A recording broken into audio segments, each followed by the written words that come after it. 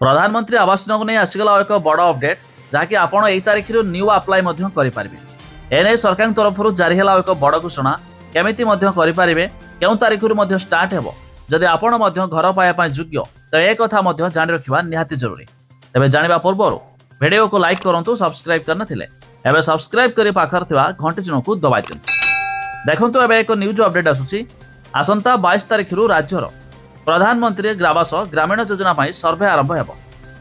प्रधानमंत्री आवास योजना तालिकार बाद पड़ता योग्य हिताधिकारी को यह सर्वे प्रक्रियार चिन्हट कर हिताधिकारी मानू आवास प्लस मोबाइल ऐप माध्यम चिन्हट करने को पंचायतराज विभाग पक्षर समस्त जिलापाल और जिला परिषद कार्यनिर्वाही अधिकारी को चिठी लिखि निर्देश देते।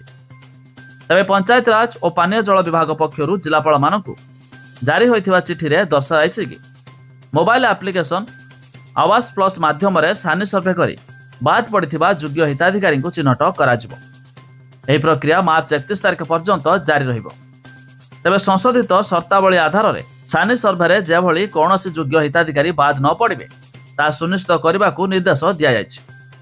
राज्य सरकार द्वारा जारी होइथिबा एसओपी को कड़ाकड़ी भाव पालन करने को कहुई। सर्वे संपर्क में व्यापक सचेतनता कार्यक्रम करने को विभाग निर्देश देछि। तेबे जहाँकि जनवरी मास 22 तारिख आरंभ होगा जाउछि आवास योजना अधीन सर्वे आ सर्वे जो माने योग्य थे से नाम जोड़ी हेबो जाफल एमाने आवास प्लस माध्यम पक्का घर पाइबा योग्य हेबे आ मिल पार घर। तेज अधिक जानापी वेबसाइट लिंक आम डिस्क्रिप्शन देचु आपण मैंने जाए चेक करदे पारे।